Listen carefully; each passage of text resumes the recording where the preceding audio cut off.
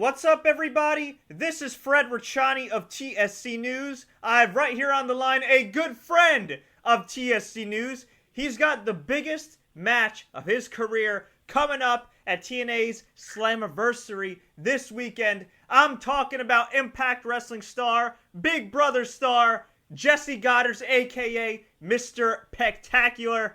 Peck, how's everything going?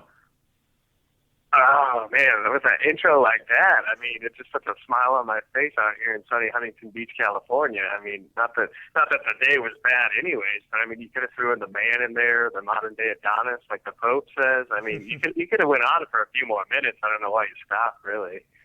So. Well, things sound pretty good for you. Things sound pretty good for you, man. I mean, you went from no offense to Louisville, but and our good friend Rip Rogers, but you're now located in Huntington Beach. You were just on a talk show the other day. You got a big match coming up against your former bro man Robbie E. How's life treating Jessie Godderz?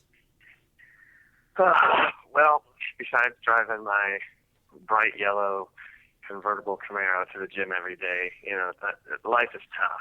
It definitely is. I mean, looking the way I do and just walking around 24/7 with my shirt up, being gawked at by girls and guys wanting to be me. Unfortunately enough, like these 20-inch arms will be able to put a beautiful display of athletic talent and abilities on June 28th against my former tag team partner Robbie E, who is, I'm not going to take anything away from Robbie E. I'm not. Because he's an outstanding, stellar, world-class athlete himself. I will say that. I've seen a handful of Instagram videos of him running upstairs and training and this, that, and the other thing. And he has just a long list of accolades and titles that he's already accrued in his glorious career as of right now. But guess what time it is? It's spectacular. You know what time it is? Spectacular time. I just looked at my gold watch on my wrist that I obviously bought because things are going so well. But my point is, it's my time. It's my time, not Robbie E's time. So that will be on display, which I think you guys had a little bit of a taste of it. I don't know if you've seen, the past couple of weeks at all. I don't know if you're being able to catch this, but it's not like, and you followed me on Twitter, I post it pretty much every 2 hours on the hour, so you're going to be able to see pictures of just me in all of its glory. I mean, the man is doing what he's finally been put on this earth to do, and that's it's a beautiful thing. I'm sorry, it's just sometimes I got to take it in, So I'm sorry for the hesitation and the loss for words here, but it's just I finally have a chance, and I'm going to take the ball and I'm going to run with it. So everybody that's going to be in front of me, I feel sorry for them. I genuinely do. And the first bump of the road is going to be Robbie E. And it's not a game anymore. Like this, you see the way Robbie E's been wrestling, and you see the way I've been wrestling, and me being able to come onto my show because I'm not underneath his thumb anymore. Like the reasons why we were losing, the reasons why people looked at us the way they did, which we're still 2-time tag team champions, but that was because of me. Robbie E was just along for the ride. Robbie E's always had somebody else, by his side, never by himself. He's never been at the forefront of anything. He's always had to have somebody else, for the lack of better words, Robbie E's always had to have some muscle around. So I look forward to it because it's going to be a beautiful showing for myself. Like I'm going to continue playing it back and posting it on YouTube or posting it from YouTube onto my Twitter account and Instagram. So I'm elated. I'm excited. I'm enthralled by the opportunity that has been bestowed upon me. So I'm excited. Exciting stuff, and I'm not just saying this because you and I happen to be friends, but I felt for a long time that you were one of the most improved guys in the ring. You really are, and what a lot of people may not know is when you were living in Louisville and wrestling for TNA on a regular basis, as you are right now, you were still going to train at OVW, Ohio Valley Wrestling, the place that's produced a lot of guys from John Cena to Brock Lesnar, Randy Orton, Dave Batista, a guy that's currently on the Impact Wrestling roster right now, Ethan Carter the third. Can you talk a little bit about how implemental OVW was in your advancement? It's just the experience that you gain. Like a lot of these guys that come through the independent ranks and then come up onto television, they go exactly through that. They go through an indie scene, they pick up bad habits, they have bad tendencies, they don't know where they're going, they don't know what they're doing, they don't have the timing.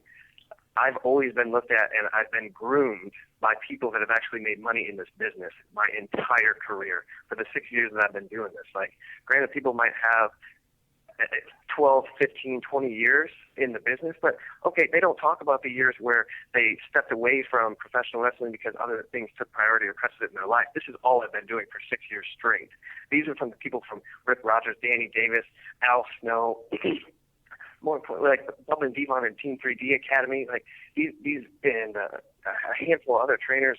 The point of it is, all these guys have made money in the business, and they're the ones that are instilling their knowledge and giving me insight to, okay, hey, this is what you're doing, but try it this way. Okay, this is what you're doing right now, and this is good, but here's what you need to work on, this, and this, on a daily basis, on a weekly basis. Just because somebody says, I've been wrestling for 4 years, they might have had one match every other month. They might have had one match every month at a local promotion. So really, they've had 12 matches. So, 48 matches in 4 years? Are you kidding me?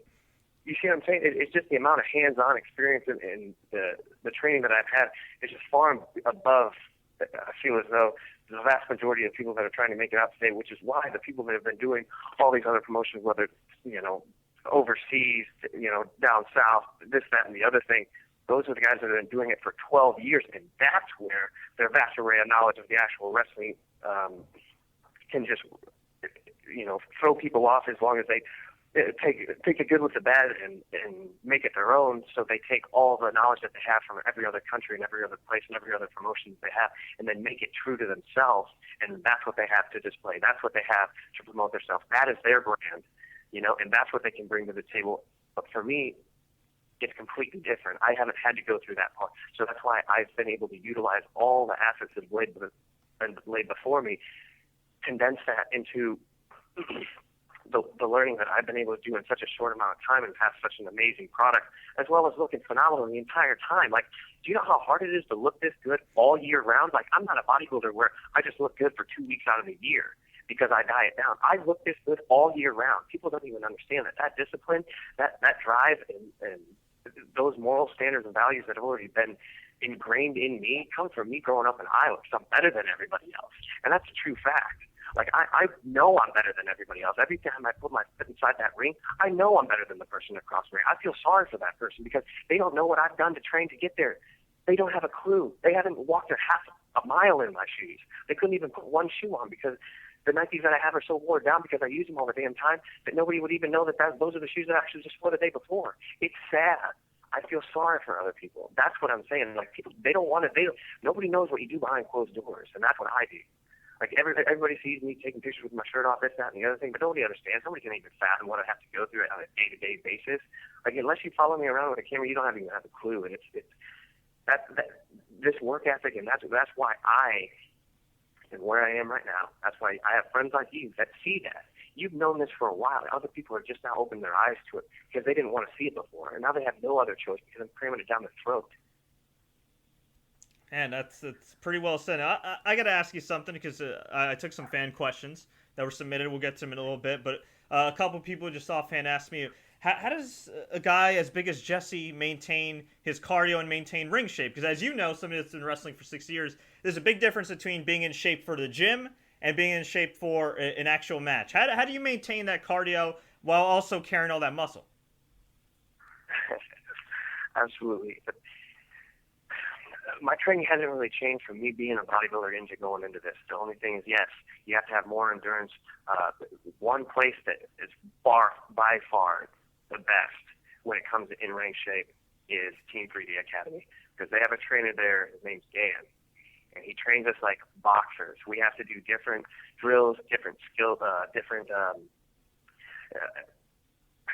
plyometrics and calisthenics all at the same time, where you're actually doing movements to have muscular endurance as opposed to just endurance where you can do a set of 10 somewhere, where you actually can do something where it's for 30 seconds doing box jumps, it's for another 30 seconds doing clean jerk and presses, and then another 30 seconds of this, another 30 seconds of that. So you're actually gaining muscular endurance so you can take care of that person across the room that you're in the ring with, and you don't severely hurt yourself and or somebody else while you're in there. And that's the kind of stuff that you need to be able to do. So it's things where you actually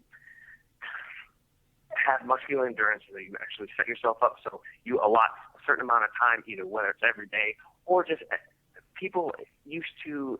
It's just like the saying where people either train to compete or you compete to train to compete. Do you see what I'm saying? So people will stay in shape by competing all year round, and that's how they stay in shape. Or people will actually train to go and compete that one time, like MMA guys, where they're training pretty much, 9 weeks, 12 weeks just for one competition. Whereas all of us wrestlers, we have to do this every single night. So you're constantly keeping your body in condition. Granted, our work schedule is a little bit different now. But when I go to the gym, like I know what I'm capable of. Like if I allot a little bit of time, it's the same workouts that I've already have the knowledge of.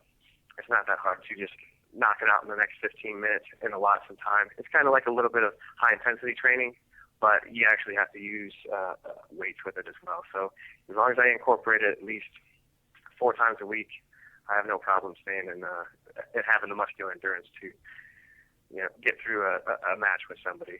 So. You're pretty tight with EC3, who is running for office as the potential next TNA Impact Wrestling World Heavyweight Champion.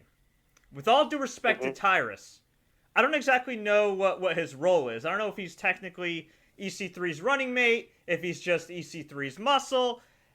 And God forbid something happens to EC3, let's just say he gets elected, that would mean Tyrus is next in line to take over. And a lot of people are worried about this. With all due respect to Tyrus, they feel that he's a better Secretary of State or Treasurer. Could we see you now with this new and improved attitude being a running mate with EC3? Running mate. I have nothing but respect for EC3. I applaud his efforts and his political campaign to be number one. And more than likely, I mean, if I wasn't considered the man, I guarantee you he'd be able to carry that hashtag of being the man. So when it comes to Tyrus, the guy's a monster. I'm almost positive he's the biggest guy on the roster. And I thought he was the Secretary of Defense. Okay. So there's a misconception there. I thought he was like kind of like the running mate. I don't know. But when it comes to him and you're saying like if we're ever gonna see eye to eye like later on inside the ring, is that what you're getting at? Well, no, I'm saying like for now you're still rising up the ranks. EC3 finally is getting a world title shot. He could use a vice president. For the time being. I mean, would you be open to being EC3's vice president, or are you straight up going after his crown? No, if EC3, I would love to be a part of EC3's entourage. Now, I've actually, I wouldn't say dreamt that we were actually side by side, but the thought has definitely crossed my mind. Have we had talks of it? Has there been a few text messages or emails exchanged? I mean, I don't know. I mean, that could soon be told. But I would love the opportunity to do so because I definitely love the direction he's going in. And if it wasn't for me being called the man, which I mean, look at me, I would definitely say that he could definitely be the next man. So, but as of right now, he's the number one contender. So I can do nothing but applaud. He's outstanding. And Tyrus, regardless of what it is, whatever they're doing together, it's working. And it's definitely working in their favor. And he's got my vote. Now, we got some fan questions here, if you'd like to answer them real quick. I know you got a ton of other interviews coming up to promote Slammiversary, but we got a bit of a mixed bag here. Are you ready? Yeah, hit me with it. All right. First one here. Besides yourself, who is the most underrated wrestler on the Impact Wrestling roster?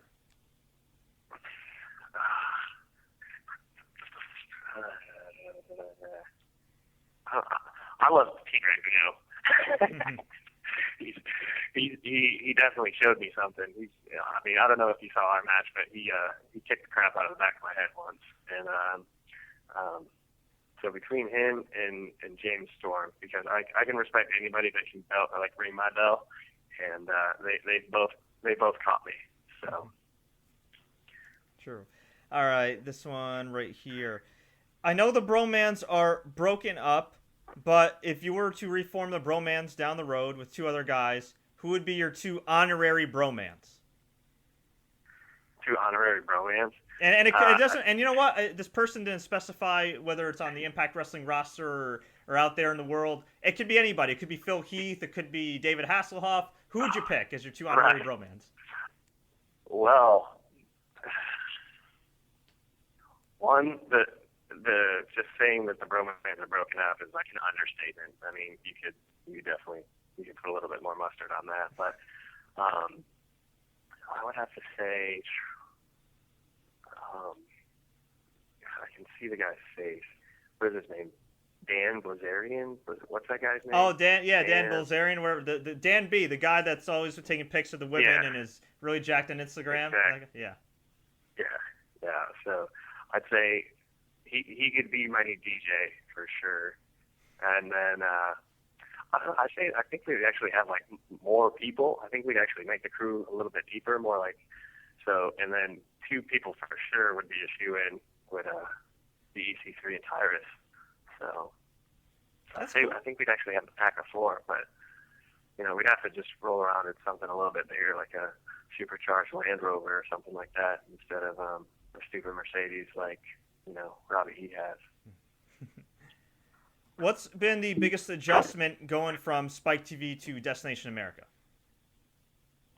The fact that they welcomed us with open arms. I mean, I don't know if you've seen any other cross promotion on everything, but I mean, I'm in the gym half the time and I see, our pay-per-view for Slammiversary being aired and, them trying to reach out on different channels and whatnot, with our brand on there. It's phenomenal. I think the partnership's great. I think it's the best that, obviously Dixie Carter and everybody in the office made the decision and made the right one.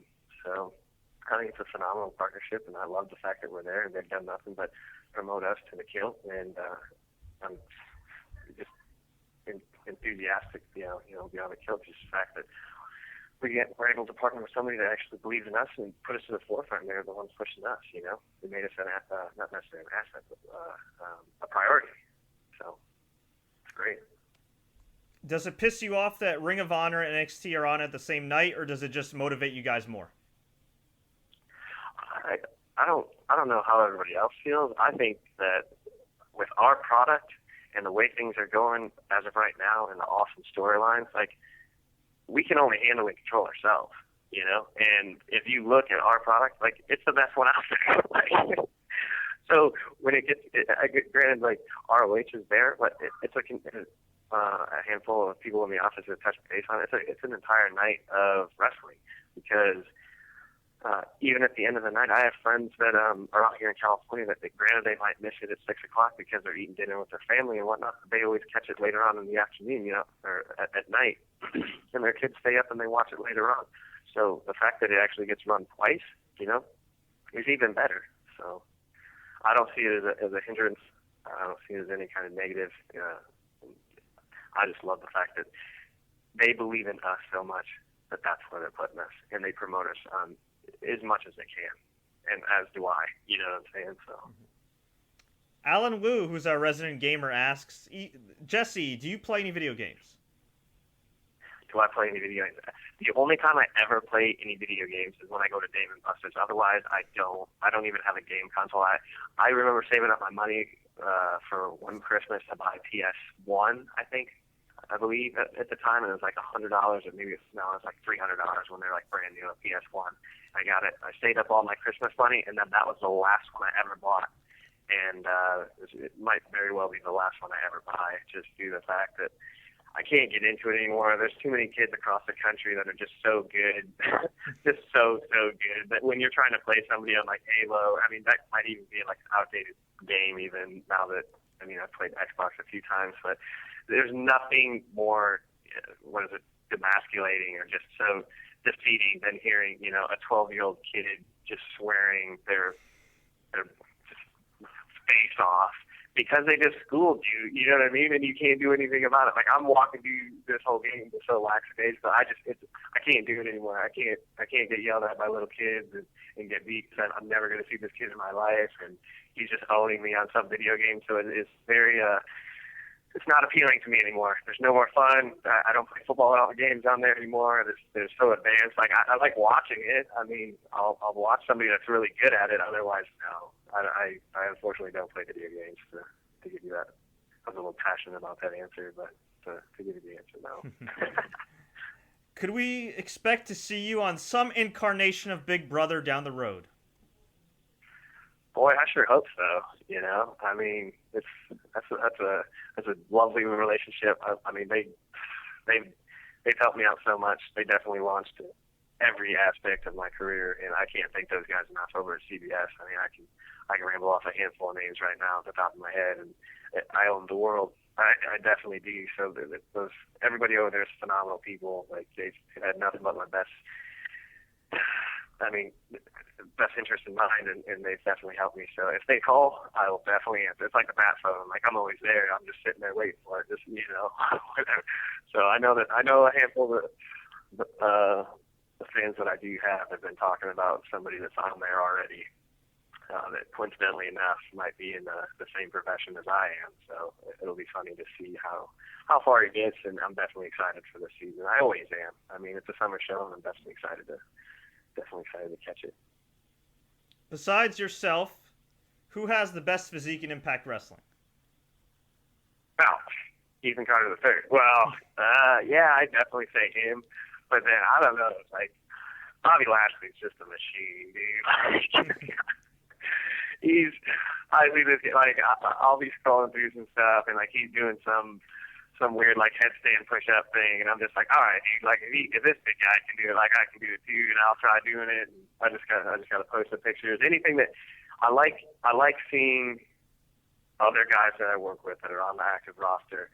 Even I don't know if anybody knows, but Ethan Carter is a machine in the weight room. A machine. Like he can deadlift a half a Mack truck, like legit. So and I couldn't believe he was still working when he tore his bicep. I mean, that guy he's a trooper, man. Yeah, that's what I'm saying. Like there's a reason why he's in the position that he's at. So, and whether it's constant trial and error, and there's a reason he's there. There's a reason why Bobby Lashley is who he is and the way he is, you know. And obviously everybody on the roster. Granted, I gravitate more to people that I can relate to, but everybody on the roster is fun. I mean, also the work ethic of, you know, Kenny Anderson and a handful of other people that I can ramble off the top of my head. Like I see him in the gym. I see him in the gym, and I see him doing that thing. I'm just like, all right, I have a little bit more respect for you. So then when we actually face each other, like I know what you're doing, you know, and that sort of thing. But yeah, Ethan Carter is definitely a machine, but Bobby Lashley's up there as well. So, but I mean, everybody loves symmetry. That's the way of the world. If you see a girl with curves, she has to be symmetrical. The reason why I look so good is because I pride myself on making everything symmetrical. That's why people call me the man. That's why I'm the modern day Adonis. That's the reason why it came and just rolled off the tongue of the Pope, who's just done a stellar job. I mean, I don't know if I owe this guy a steak dinner, or if he likes my taste in women, or if we hung out somewhere, or we were friends in a different life somewhere. But I mean, I want to applaud that man right there, because he's telling it how it is. He is telling it how it is, and that I appreciate. So, other than myself, yes, those guys I definitely look good as well. Does Kimbo want any of Lashley? Does Kimbo? Dude, I remember seeing these Kimbo Slice YouTube videos that he actually became known for.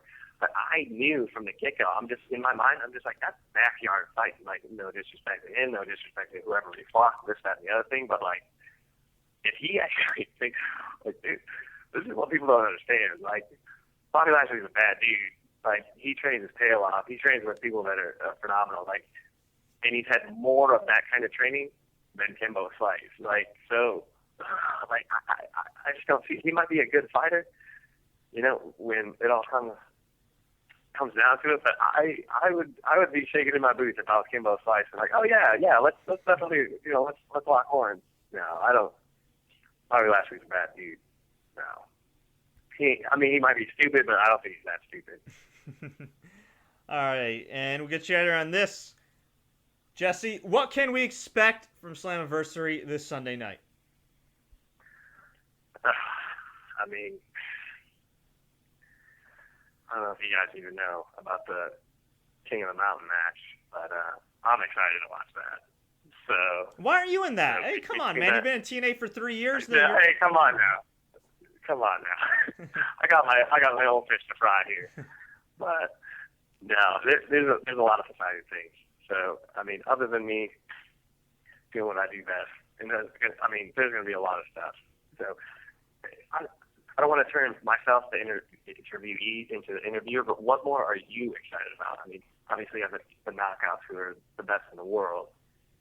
What am I excited about? Well, besides seeing, what are you excited besides about? Besides seeing my good friend Jessie Godderz compete and hopefully win, he should win this Sunday night. I'm actually looking forward to the Dirty Heels against the Wolves. I'm a big fan of the Wolves, big fan of Austin Aries and Bobby Roode. I think they're probably two of the more underrated guys in the business, even for all they've accomplished. It's always a pleasure to watch all four in the ring. So I'd say besides yourself, I'm looking forward to the tag match.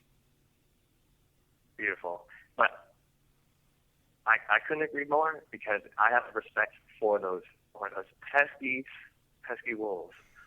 I'm more of a fan of Austin Aries and Bobby Roode, so that's just me. It's understandable. It's understandable. I mean, Austin Aries had a hell of a match with Kurt Angle the other week. No. He's never not going to have a good match. Yeah. So that's another statement. Where can fans find Jessie Godderz online? At MRPEC with an underscore, TACULAR. That's on Instagram and Twitter. My website is MrPectacular.com. There's a dash in between the PEC and the TACULAR. And, of course, every Wednesday night on Destination America at 9 p.m. Eastern Time. Boom. That's the last time I've ever say that. Boom, yeah. Boom. I haven't said that in quite a while, and it might be a while after that. Jessie, we want to thank you so much for the time.